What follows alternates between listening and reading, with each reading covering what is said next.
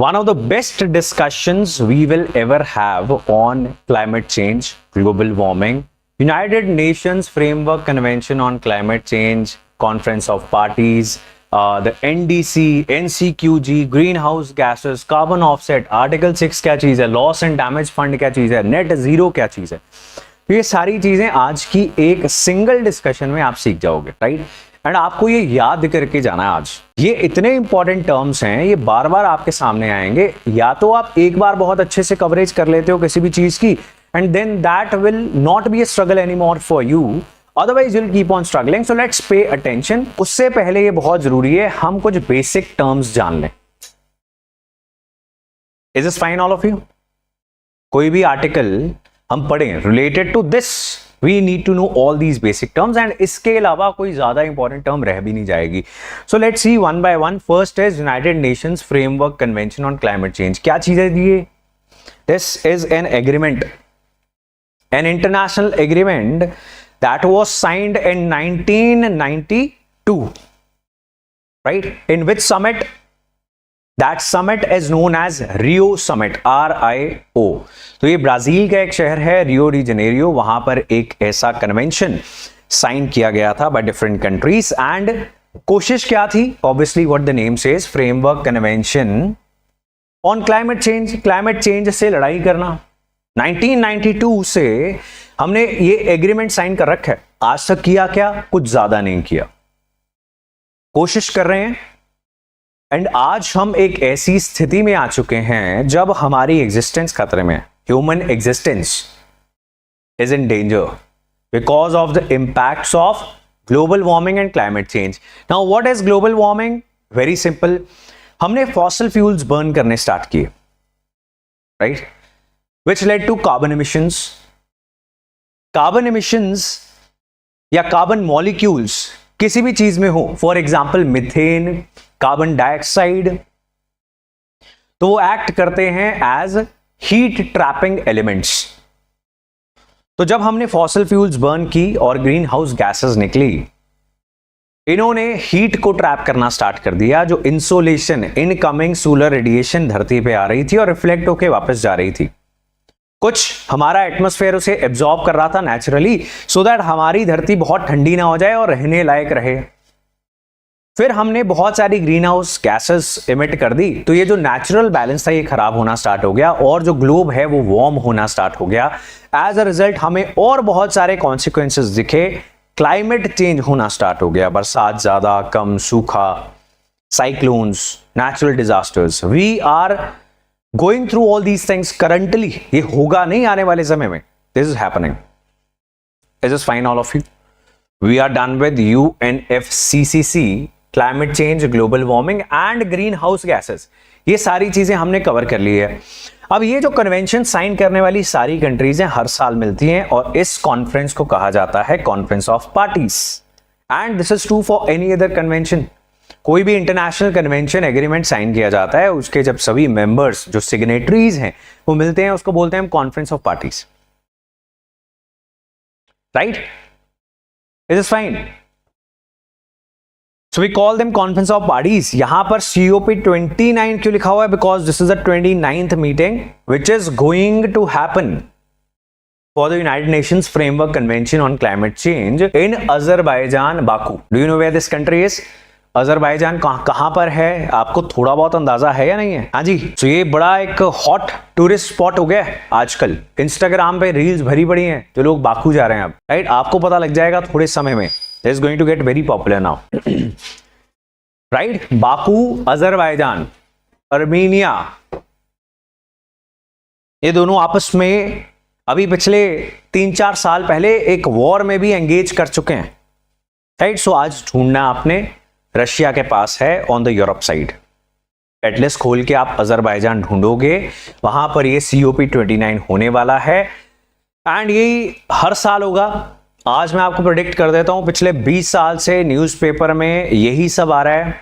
जब भी conference of parties होती है, सारे देश जिन्होंने ये कन्वेंशन को साइन कर रखा है वो मिलते हैं, तो क्या बात करते हैं? गरीब देश, डेवलपिंग कंट्रीज, दे से कि तुमने ग्लोबल वार्मिंग की, तुमने फॉसिल फ्यूल्स बर्न करने स्टार्ट किए, because the rich industrialise countries, वो पहले इंडस्ट्रियलाइज हो गई, तो इंडस्ट्री चलाने के लिए उन्होंने बहुत सारे गैस, कोल, इन सबको जलाया, फॉसिल फ्यूल्स निकले, ग्रीन हाउस गैसेस निकली, एंड ग्लोब वार्म होना स्टार्ट हो गया। तो ज्यादा किसने किया है? रिच इंडस्ट्रियलाइज्ड कंट्रीज ने। तो ज्यादा रिस्पॉन्सिबिलिटी किसकी होनी चाहिए? क्लाइमेट चेंज और ग्लोबल वार्मिंग के खिलाफ जो लड़ाई है उसमें आगे रहने की डेवलप्ड कंट्रीज की होनी चाहिए। और कॉन्सिक्वेंसेस कौन बेयर कर रहा है इसके? साइक्लोन्स कहां पर आएंगे? क्या सिर्फ अमीर देशों में आएंगे? नहीं, समंदर का पानी ऊपर जाएगा, there will be rise in the sea levels. Who is going to suffer? Everybody is going to suffer. India के भी कोस्ट डूब जाएंगे, बहुत सारे देश ही डूब जाएंगे। बहुत सारे ऐसे देश हैं जो अगले 10-15 साल के बाद डूब जाएंगे, समंदर के नीचे चले जाएंगे। बहुत छोटे छोटे आइलैंड कंट्रीज हैं। Are you guys paying attention? Because when you are going to read this, वहां पे आएगा association of small island states, organisation बनी हुई है एक। तो वो अलग से क्यों बनी है? इसीलिए बनी है बिकॉज ग्लोबल वार्मिंग का सबसे ज्यादा नुकसान इन्हीं को होगा। So all these developing countries are saying कि हमारे पास तो पैसा है नहीं, ना ही टेक्नोलॉजी बनाने की ताकत है, तो हम तो क्लाइमेट चेंज, ग्लोबल वार्मिंग के खिलाफ नहीं लड़ सकते। अगर आप पैसे नहीं दोगे, डेवलप कंट्रीज आर सेइंग हम नहीं देंगे। और ये लड़ाई पिछले 20-25 सालों से चल रही है। Is this clear? और the latest agreement that we signed is Paris climate deal. कौन सी डील जी? पेरिस। कौन से साल में हुई थी ये? 15 क्लोज, वेरी गुड। 2015 में हुई थी पेरिस क्लाइमेट डील। उसके भी 10 साल होने वाले हैं, फिर कुछ नहीं किया हमने। Is this clear? कौन सी सीओपी चल रही है अभी, होने वाली है? Right, all of you online, write it down. कौन से शहर में हो रही है? Let me see if you are waking up और नॉट। Azerbaijan, Baku. बस बाकी डेटा क्या है, हर साल वही आएगा कि हर साल पिछले जितना भी रिकॉर्ड है उसमें सबसे गर्म साल है। Every decade is the hottest decade, यही सब लिखा हुआ है यहाँ पे। ये डेटा आपने कहीं नोट डाउन नहीं करना, बिकॉज अगला साल अगेन 90% चांसेस हैं वो भी सबसे गर्म साल ही होगा। राइट, पिछले 100-150 साल का जितना भी हम डेटा मेंटेन कर रहे हैं ग्लोबल क्लाइमेट का, उसमें every year we are touching new records obviously. Right, जहां पर सर्दी हो जानी चाहिए दुनिया भर में, वहां पे सर्दियां नहीं हो रही हैं। यूके में इतनी गर्मी पड़ी, जो एक सर्द इलाका माना जाता है, वहां की ट्रैफिक लाइट्स पिघल गई। राइट, बिकॉज वो मटेरियल भी ऐसा यूज करते हैं, they are not prepared for such warm climates. फिर जहां पर सर्दी होनी चाहिए वहां पे सर्दियां नहीं आ रही हैं। जो इंसेक्ट्स इन कंट्रीज में, ठंडी कंट्रीज में नहीं जाते थे, मस्कीटोज, डेंगू फैलाने वाले, वो भी पहुंच गए हैं, नई नई बीमारियां पहुंच गई हैं वहां पे। राइट, तो ये बड़े कॉन्सिक्वेंसेस हैं। Health, economy, environment, life, property, हर चीज का नुकसान होगा ग्लोबल वार्मिंग की वजह से। Right, glaciers are melting at a very fast pace. तो ये सारी टर्म्स जो हैं, that is why we are discussing. Now आगे चलते हैं। So this all these terms are clear. फिर 2015 में जो पेरिस क्लाइमेट डील हुई, उसमें हमने ये डिसाइड किया कि हम इंपोज नहीं करेंगे टारगेट्स कंट्रीज के ऊपर। ग्लोबल वार्मिंग को फाइट करने का कोई भी टारगेट जो है इंपोज नहीं किया जाना चाहिए, बिकॉज फिर वो कंट्री मानती नहीं है। और अगर इंटरनेशनल एग्रीमेंट साइन करने के बाद भी कोई भी कंट्री उस एग्रीमेंट को मानने से इनकार कर दे, तो आप क्या करोगे? पुलिस थोड़ी भेज दोगे उसके प्रधानमंत्री को अरेस्ट करने के लिए। सो होना क्या चाहिए? वॉलंटरी टारगेट्स होने चाहिए। एंड यहां पे आता है NDC. What is NDC? It is nationally determined contributions. What is it? Nationally determined contributions. तो हम योगदान देंगे।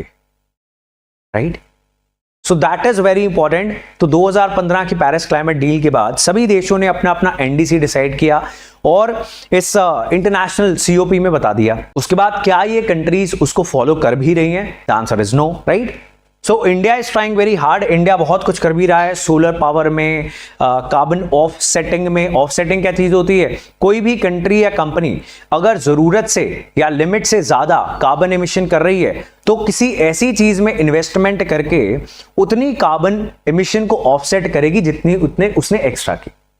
फॉर एग्जाम्पल मेरी एक इंडस्ट्री है, मैंने बहुत कार्बन एमिट कर दी और जितनी मेरी प्रोडक्शन है उसके हिसाब से मैंने 100 यूनिट्स एक्स्ट्रा कर दी, right, carbon emit. So what I will do is, मैं इतने पेड़ लगवा सकता हूं कहीं पर कि 100 कार्बन यूनिट्स सिंक हो जाएं, एब्सॉर्ब हो जाएं उन पेड़ों के जरिए। Is this clear? ये होता है कार्बन को ऑफसेट कर देना, राइट। ऑफसेटिंग कैसे करेंगे? कोई यूनिट होनी चाहिए, जैसे मैंने बोला 100 यूनिट्स कार्बन मैंने एक्स्ट्रा एमिट कर दिए, तो ये है कार्बन क्रेडिट्स। तो मैं किसी देश में पेड़ लगवाऊंगा और वो देश मुझे 100 यूनिट्स ऑफ कार्बन क्रेडिट्स देगा, तो मेरा बैलेंस होगा। Is this clear? So NDC is clear, carbon offset is clear, also known as carbon credit. These instruments allow a country or company to compensate for some of their carbon emissions by investing in projects to bring emissions down elsewhere. Right? So जो हमने बात की है उसके बाद आपने इसको read करना है. Maybe you can save this as well. उसके बाद आपको कोई confusion नहीं रहनी चाहिए. Right? Very simple, very nice language. The date today is what? 12th of November. तो अगर आप इसे एज अ सेपरेट वीडियो देखो ऑन द यूट्यूब चैनल तो 12 नवंबर की न्यूज़पेपर में आया था. PDF is available on launchpad IAS Telegram channel. You must save this one. ये आपके पास होना चाहिए, राइट? जब आपको बहुत कंफर्टेबल हो जाएंगे सारे टर्म्स तो फेंक देना चाहिए. Then coming to loss and damage fund, तो पिछले साल ये भी एक फंड बनाया गया था कि जो नुकसान हो रहा है कुछ कंट्रीज का, the poorer Nations which are hit by climate fueled disasters, उनकी मदद के लिए बनाया जाएगा. इसमें भी पैसा नहीं डाला गया, राइट? ऐसे बहुत सारे फंड्स बन जाते हैं. Then what is net zero? जितनी कार्बन एमिट करेगा कोई देश उतना ही सिंक भी होना चाहिए. चाहे पेड़ लगाओ, कोई टेक्नोलॉजी का इस्तेमाल करो, लेकिन जितनी कार्बन एमिशन हो रही है उतनी ही सिंक भी होनी चाहिए. तो नेट जीरो होना चाहिए. आप कार्बन एमिशन नहीं बंद कर सकते.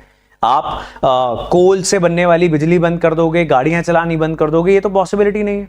तो आप क्या करोगे? उतना सिंक तो बनाओगे, कार्बन सिंक एब्जॉर्ब करने के लिए. और हर देश ने अपना एक ऐसा भी टारगेट दिया है कि हम कौन से साल में नेट जीरो अचीव करने वाले हैं. इंडिया का कौन सा साल है?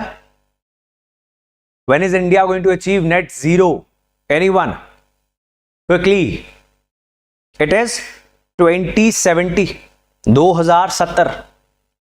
तब तक हम कार्बन एमिशन को कम करेंगे या फिर सिंक्स को बढ़ाएंगे, लेकिन इन दोनों चीजों को बैलेंस करके we will be achieving net zero carbon emission in the year 2070. Next time you should tell me all these things when I ask, every single one of you, right? So what is left? Article 6 रह गया, इसको पढ़ लेते हैं. So this is an article in Paris agreement. Paris agreement कौन से साल में हुआ था? क्या बताया मैंने अभी आपको? 2015 में हुआ था पेरिस एग्रीमेंट. सो उसमें there was an article 6, right? So it is a shorthand for UNFCCC efforts to regulate international trading in carbon credits. अब देखो इंडिया में एक कार्बन क्रेडिट मार्केट बन जाती है, right? And somebody is saving a lot of carbon credits. मतलब मेरी अब इंडस्ट्री थी, वही इंडस्ट्री जिसमें मैंने 100 यूनिट्स ज्यादा एमिशन कर दी थी, अगले साल मैंने 100 यूनिट्स कम कर दी. अब मैं इसको बेचूंगा, मेरे को पैसा बनेगा. क्यों? मैंने एनवायरमेंट को बचाया, कार्बन एमिशन कम की, एफिशिएंट टेक्नोलॉजी यूज की होगी या whatever I did. Now I should be able to sell these 100 units of carbon credits easily to somebody. कहां बेचूं? कोई मार्केट होनी चाहिए, शेयर मार्केट जैसी. वैसी ही मार्केट्स पूरी दुनिया में बन रही हैं, इंडिया में भी बन चुकी है. It is known as carbon trading market. तो अगर हमारी मार्केट के स्टैंडर्ड्स, दुनिया की कार्बन मार्केट, डिफरेंट कंट्रीज की मार्केट्स जो हैं उनके स्टैंडर्ड्स के साथ मिलते जुलते हों, तो इंटरनेशनली भी मैं बेच सकता हूं. मुझे यहां पर खरीदार नहीं मिलेगा, सारी दुनिया में बेच दूंगा. तो ऐसे दुनिया भर में लोगों को एनकरेज किया जाएगा to reduce their carbon emissions. Is this clear? Right? So article 6, it is related to how to regulate international trading in carbon credits. Then NCQG एक नई टर्म है, बहुत इंपॉर्टेंट चीज हो गई है. That is what? New collective quantified goal on climate change, right? New collective अब इसमें एक और एफर्ट है कि कैसे फंडिंग करवाई जाए डेवलप्ड कंट्री से डेवलपिंग कंट्रीज को, right? One more effort, an annual target for funding developing countries climate efforts. Is this fine? So क्या कुछ देखा हमने आज? United Nations Framework Convention on Climate Change, the Conference of Parties, the new collective quantified goal on climate change, climate finance, NDC. What was NDC? Nationally Determined Contributions. Global warming, climate change, बचपन से देखते आ रहे हैं. Green house gases, जहां पर carbon आ जाता है वहां पे ग्रीन हाउस गैस बन जाती है. Net zero loss and damage fund, ये भी डिस्कस कर लिया हमने. Loss and damage fund last year बना था. Carbon offsetting is also clear, carbon credits are also clear, and Article 6 is also clear. Now you people are ready, after understanding all these terms, to understand or even read these articles. Is this fine? So ये आज एक news report है. अभी ये COP होगा, COP 29 जब हो जाएगा उसके बाद इसका एनालिसिस आएगा, तो उस समय हम ये पढ़ लेंगे.